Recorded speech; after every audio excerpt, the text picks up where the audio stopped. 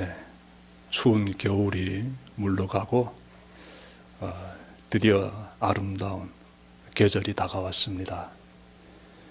예, 개나리꽃도 예쁘게 피고 벚꽃도 지금 꽃망울을 터뜨리고 있는데요. 참 우리의 마음도 이렇게 아름다움 가운데서 젖어드는 것 같습니다. 여러분, 이렇게 봄에 화창하고도 따뜻한 이 정기를 이 마음으로 이렇게 가득 느낄 때마다 안겨오는 것 하나 있지 않습니까? 안겨오는 것. 저 같은 경우는 고향에 대한 그리움이 참 짙게 안겨옵니다. 1년 사계절 중에서 이렇게 만물이 피어나고 꽃망울들이 막 이렇게 아름다운 모습을 막 연출하는 이러한 봄의 절경을 볼 때마다 인생에서 참 아름다웠던 순간들이 떠오르게 되고, 그러면 자연히 고향에 대한 그리움이 밀려옵니다. 저는 북한에서 이렇게 고등 중학교를 다닐 때 난생 처음으로 집을 떠나서 외지에서 한 달 동안 살게 되었습니다. 저만이 이렇게 집을 떠나서 외지에서 사는 게 아니라 북한에서 사는 모든 학생들은 봄철과 가을철 되면은 농촌에 가서 한 달 동안 농사일을 도와야 됩니다. 자연히 집을 떠나서 외지에서 한 달 동안 살게 되는데요. 제가 처음으로 그렇게 시골에 가서 한 달 동안 머무는 동안 고향에 대한 그리움을 느꼈습니다. 그전에 그런 거 몰랐어요. 참 지금도 잊지 않지는데 생소한 곳에 가가지고 한 달 머무는 동안 그렇게 고향이 그립더라고요. 여러분, 성인이 되게 되면 이 고향에 대한 그리움이 좀 사라지는가 봤더니 여전하더라고요. 제가 25살에 북한을 탈출했는데 중국에서 이렇게 사는 동안 고향에 대한 그리움이 참 수시로 이렇게 마음 가운데 피어나는 거예요. 고향에 대한 아름다운 생각. 왜 그럴까요? 왜 고향은 우리에게 이렇게 아름답게 다가오고 1년 중에서도 가장 아름다운 계절 되게 되면 특히나 고향이 그리운 것일까요? 제가 이렇게 좀 생각해 봤을 때 아마도 인생에서 가장 아름다웠던 그러한 시간들이 고향에서 이렇게 흘러갔기 때문인 것 같습니다. 우리가 고향에 태를 묻고 그곳에서 유년기를 보내고 아름다웠던 청소년기를 보내지 않습니까? 그러니 참 행복하고 따뜻하고 아름다웠던, 낭만이 넘쳐났던 그러한 추억이 담긴 곳이 고향이에요. 가장 아름다운 이미지로서 남겨있는 곳 하게 되면 그래도 고향이에요. 그래서 그 고향이 마음에서 이렇게 스스로 이렇게 찾아와 가지고 우리를 깊은 향수에 빠지게 하는 것이지요. 여러분들 고향에 짙은 향수를 많이 느끼시면서 지금의 그 봄의 정기를 또한 이렇게 느끼시길 바랍니다. 오늘 본문 보시면요, 예수님께서 고향을 방문하십니다. 예수님이 고향을 방문하시는 이유를 두 가지로 우리가 찾아볼 수 있습니다. 우선은 아마도 고향이 그리우셨을 것입니다. 예수님은 참으로 하나님의 아들이시기 때문에 거룩한 신성을 지니고 계십니다. 하지만 또 한편으로 보게 되면 예수님도 인간의 육신을 지니고 계십니다. 인간의 인성을 지니고 계시지요. 그래서 예수님도 고향이 매우 그리우셨을 것이에요. 그래서 고향을 방문하시는 것이지요. 이것이 고향을 방문하시는 첫 번째 이유다라면은 또 다른 이유가 있습니다. 아마도 예수님은 고향 사람들에게 그 어떤 유익을 드리려고 방문하셨을 것이에요. 우리 교회에 제가 그분 성함은 밝히지 않겠습니다. 어느 집사님이 저에게 이런 얘기했습니다. 목사님, 저에게는요 꿈이 있습니다. 저는 통일되게 되면 고향에 돌아가서 짜장면집을 세우겠습니다. 그래서 그곳에서 고향 사람들에게 맛있는 짜장면을 비롯해 가지고 음식을 대접해 드리고 싶습니다. 근데 이분의 꿈이 구체적입니다. 자재 비용, 음식 재료 비용이 얼마 들겠습니까? 그 비용은 제가 받고 나머지는 몽땅 다 고향 사람들을 위해서 베풀겠습니다. 이분이 지금 무슨 말씀하고 있는가 하면요. 내 마음에 고향에 대한 그리움이 있습니다. 그래서 저는 고향에 돌아가게 되면 고향 사람들에게 나름의 유익을 끼치고 싶습니다. 라고 말하는 거예요. 그냥 고향에 돌아가는 것이 아니라 그들에게 유익을 끼치고 싶습니다. 이것이 저의 꿈입니다. 라고 말하는 거예요. 여러분, 예수님이 고향을 지금 방문하시는데 예수님 마음에도 고향 사람들에게 그 어떤 유익을 끼치고 싶은 그러한 바람 반드시 있습니다. 여러분, 예수님께서 오늘 본문에서도 발견되는데요. 예수님은 그들에게 유익을 끼쳐드리기 위해서 고향을 방문하십니다. 그런데 본문에 들어가기에 앞서 제가 좀 성경에 대한 중요한 사전 지식들을 좀 전해드리고 싶은데 예수님의 고향이 어딜까요? 나사렛이지요. 나사렛이라는 지역은요, 이스라엘 지도에서 보게 되면 북쪽에 위치한 갈릴리 지방의 작은 마을이에요. 그곳이 바로 예수님의 고향입니다. 우리가 고향하게 되면 자신이 태어난 곳이라고 생각하기 쉬운데 그러면 예수님께서 나사렛이라는 그 작은 동네에서 태어나셨을까? 라는 질문도 가져볼 필요가 있습니다. 그건 아니지요. 예수님 태어나신 곳은 이스라엘 지도에서 보게 되면 남쪽에 있는 베들레헴이라는 동네입니다. 나사렛이 아니에요. 그럼 어떻게 되어서 예수님이 베들레헴에서 태어나셨느냐? 사연이 있습니다. 사연이 있어요. 로마 황제가 식민지 나라 모든 백성들에게 호적을 등록해라고 지시를 내립니다. 그래서 잘 들으십시오. 그래서 갈릴리 북쪽 지방 나사렛이라는 동네에서 살고 있는 요셉과 마리아라는 이 부부가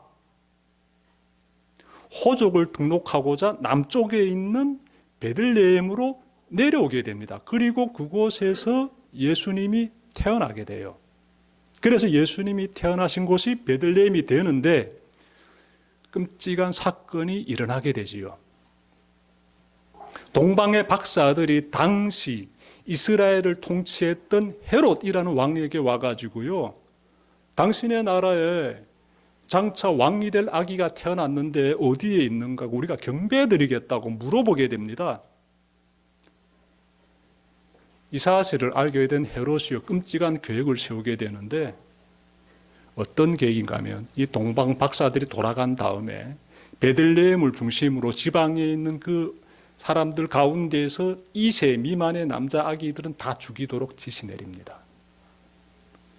하나님께서 요셉과 마리아 이 두 사람에게 천사를 보내셔가지고 빨리 이곳을 뜨라고 지시하십니다. 이집트로 피신 가라고. 그래서 아기 예수는 부모님과 함께 이집트로 피신 가시게 되고, 그리고 헤롯이 얼마 뒤에 죽게 됩니다. 헤롯 왕이 죽은 다음에 비로소 나사렛으로 올라가게 됩니다. 이스라엘의 북쪽 지방에 있는 나사렛이라는 그 동네로. 그곳에서 예수님께서 유년기도 보내시고 청소년기도 보내시게 돼요. 자, 그렇게 그곳에서 이렇게 예수님께서 사셨기 때문에 예수님의 고향은 나사렛이다 라고 말하는 것이고요. 예수님께서 30세가 되셨을 때 공식적인 활동을 시작하십니다. 그런데 성경 좀 보게 되면 예수님께서 거처를 옮기십니다. 나사렛에서 가버나움이라는 지역으로 이사하신 것으로 나옵니다.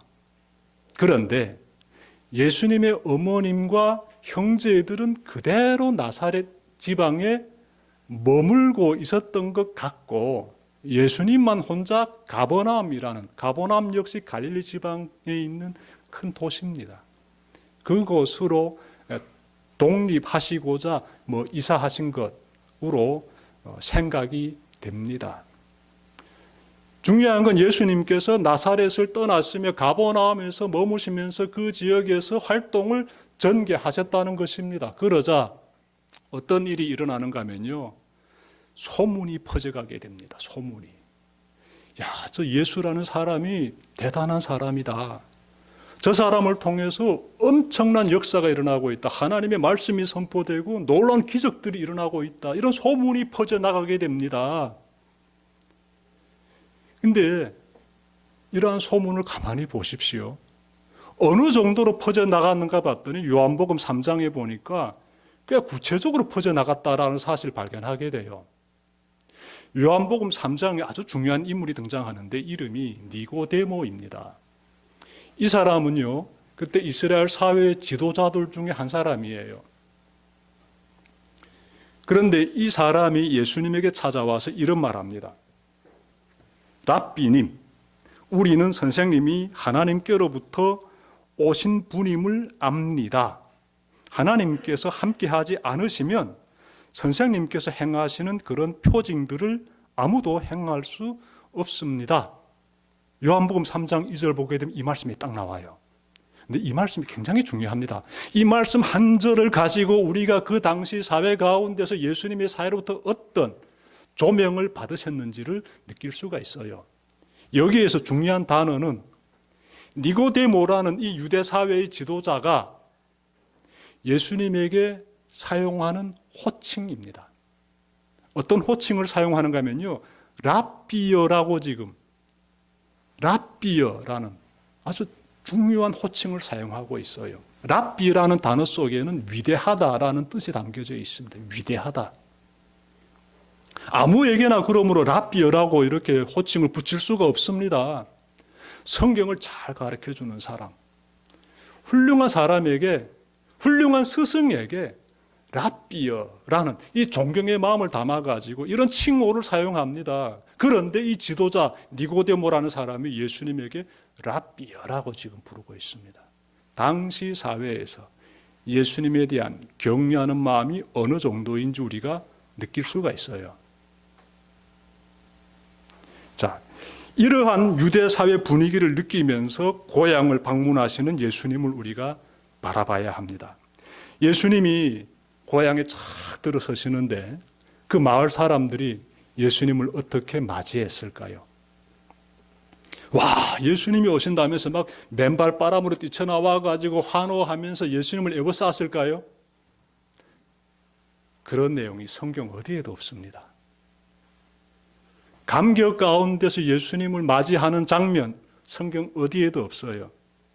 뜨겁게 맞이하지 않고요, 오히려 의심과 시기와 오만의 시선으로 예수님을 바라봤던 것 같습니다. 우리는 그러한 분위기를 오늘 본문에서 발견할 수 있어요. 54절 보시면 예수님은 고향에 있는 회당에 들어가셔서 사람들에게 성경을 가르쳐 주시고 기적도 행하십니다. 당시 예수님이 가르쳐 주신 성경의 본문은요, 이사야서 61장 1절부터 2절까지로 보입니다. 왜냐하면 누가복음 4장 18절부터 19절에서 이 부분을 언급하고 있어요. 한번 경청해 보십시오. 주님의 영이 내게 내리셨다. 주님께서 내게 기름을 부으셔서 가난한 사람에게 기쁜 소식을 전하게 하셨다. 주님께서 나를 보내셔서 포로된 사람들에게 해방을 선포하고 눈먼 사람들에게 눈뜸을 선포하고 억눌린 사람들을 풀어주고 주님의 은혜의 해를 선포하게 하셨다.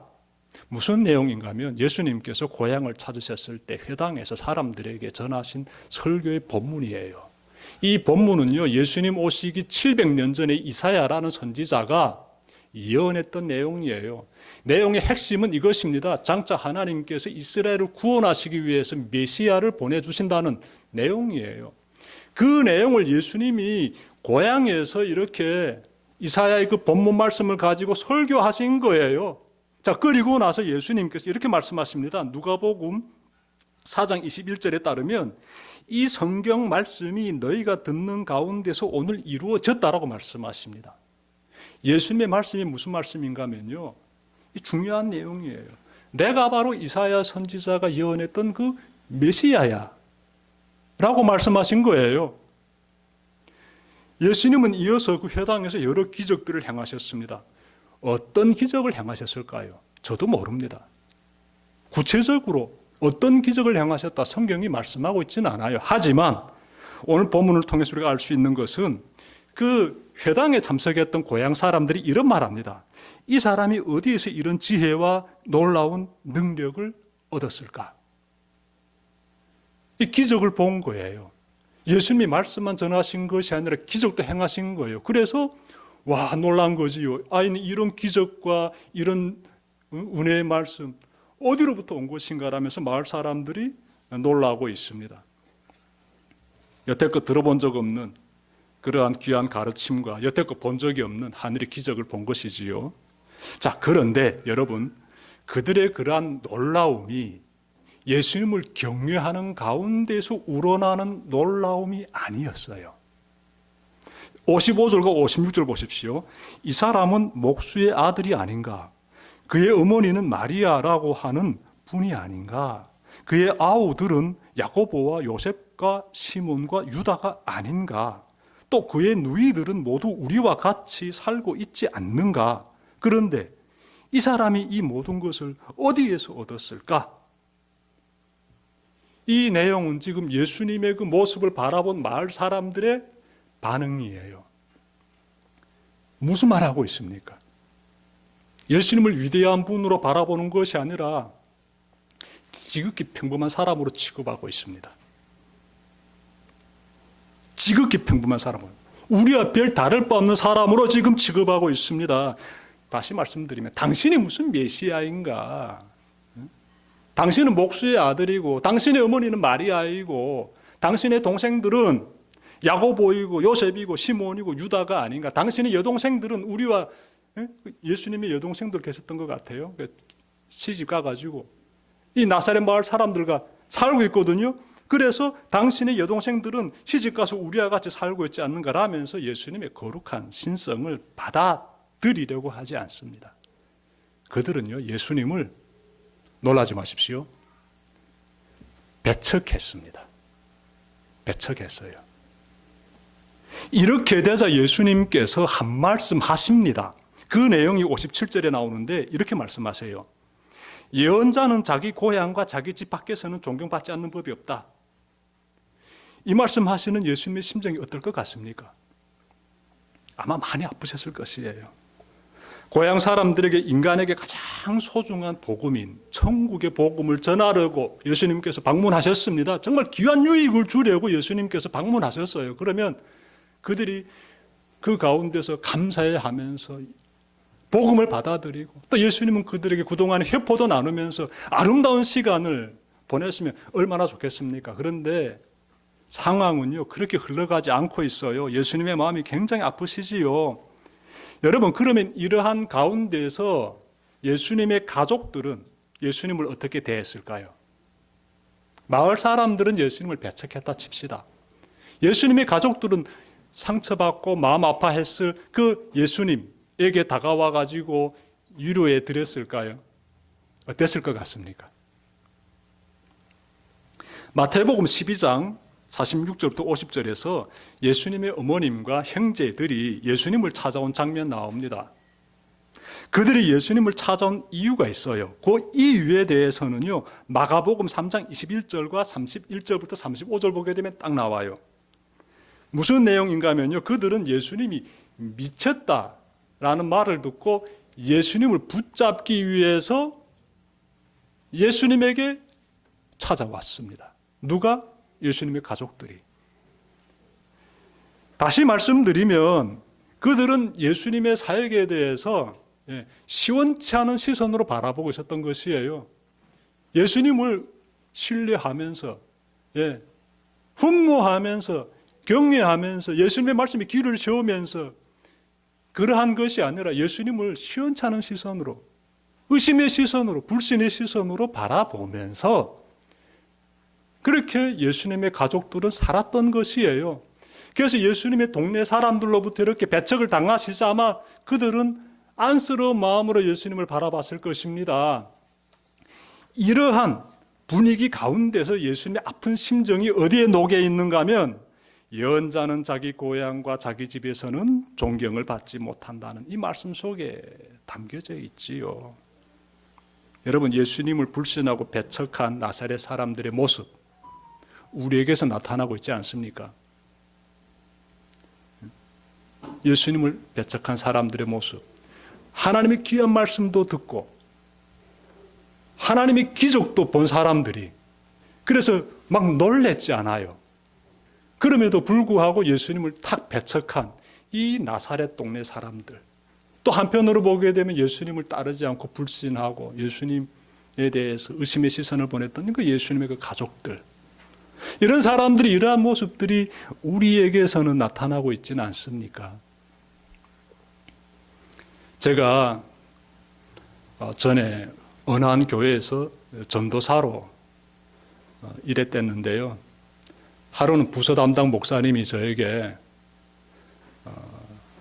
주일 오전마다 교사 경건회에서 설교를 하십시오라고 지시했습니다. 알았습니다라고 답변하고 돌아섰는데 순간 앞이 캄캄해지더라고요. 왜냐하면 저는 신학대학 4년 공부하고 학부에서 제가 신학을 전공했어요. 그 4년 공부하고 그때는 지금 신학대학원에서 지금 공부할 때인데 그 적지 않은 시간을 다니는 동안 단 한 번도 설교한 적이 없습니다. 그런데 지금 다가오는 주일에 저보고 설교해라고 하니까 답변은 했는데 앞이 캄캄해지더라고요. 야, 설교 이거 어떻게 해야 되나? 여하튼 원고 준비했습니다. 설교 원고 작성하고 교사 경건회 장소에 제가 찾아갔습니다. 교사들이 쫙 앉아 있더라고요. 신앙의 연륜이 깊이 묻어나는 표정으로 저를 바라보는데요.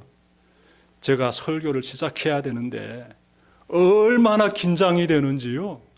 그리고 입이 떡 들어붙어가지고 입이 열리지 않는 겁니다. 진땀 흘렸습니다. 설교하고 나왔는데 한 주가 또 화살같이 지나갑니다. 또 두 번째 주일 됐으니까 교사 경건회실로 찾아가서 또 설교해야 돼요. 원고는 준비했는데 그래도 마음 한편에는 두 번째는 괜찮겠지. 첫 번째 힘들었는데 천만의 말씀이요. 마찬가지인 거예요. 너무나 힘든 거예요. 너무 긴장되고 속이 타들어가고 와, 이건 너무나 설교가 힘든 거예요. 설교가 이렇게 힘든 것일 줄 저는 너무나 모르고 살았던 것이에요. 그래서 이렇게 막 긴장된 가운데서 설교를 하고 또 나왔습니다. 그런데 그 자리에 참석한 분들 중에 어느 한 분이 부서 담당 목사님에게 우리가 탈북민에게서 영적 지도를 받아야 합니까? 라고 자신의 불편한 심정을 토로했습니다.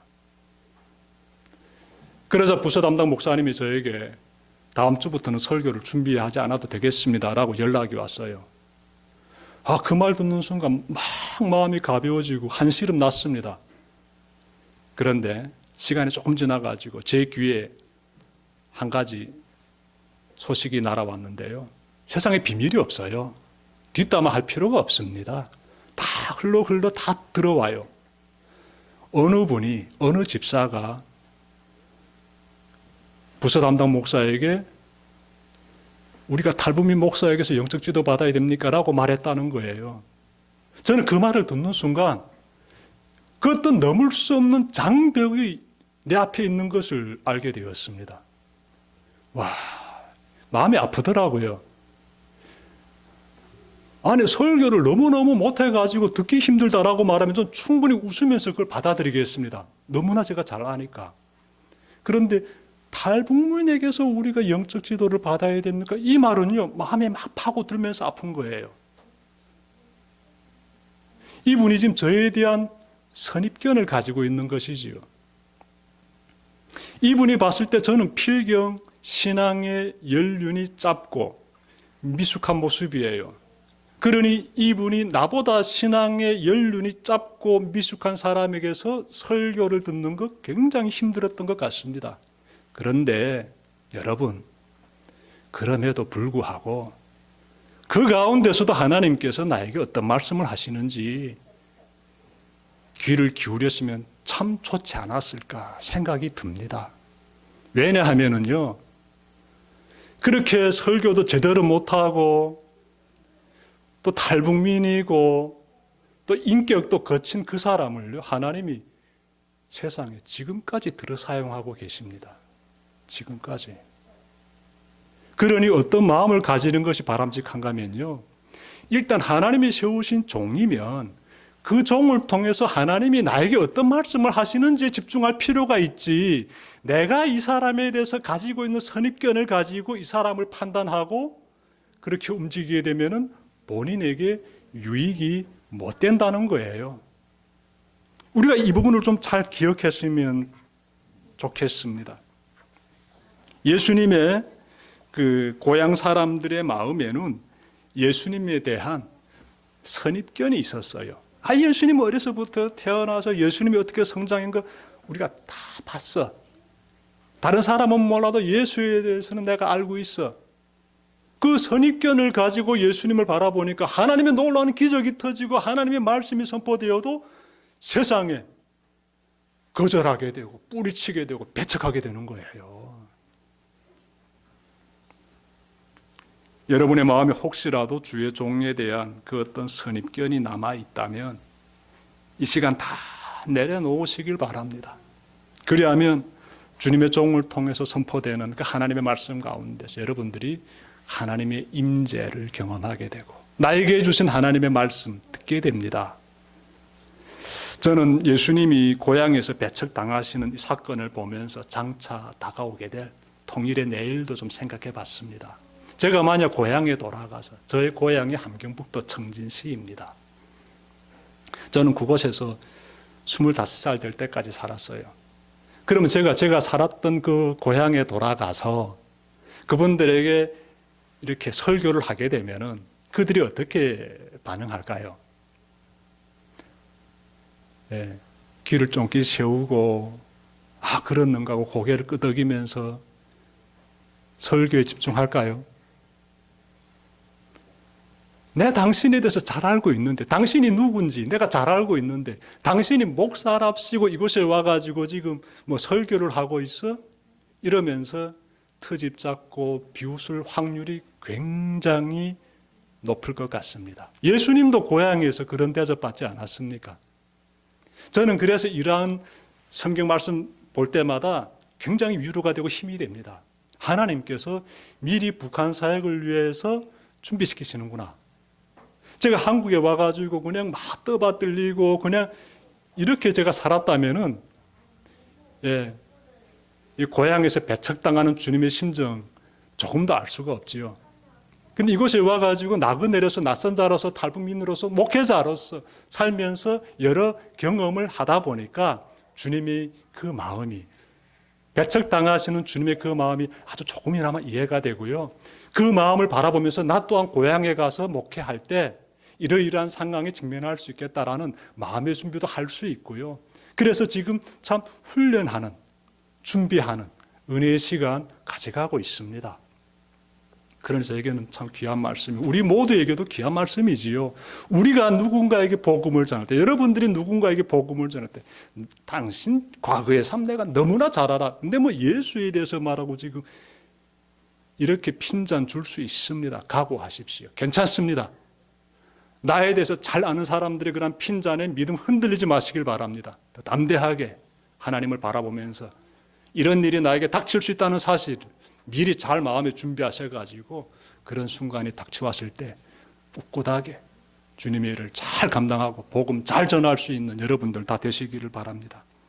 전 여러분 볼 때마다 하나님의 이 손길이 느껴집니다. 왜 그런가 하면요, 세상적으로 보게 되면은요, 여러분은요, 이곳에 오는 것이 썩 좋은 선택 같아 보이지 않습니다. 얼마든지 여러분들이 더 좋은 선택을 할 수 있지요.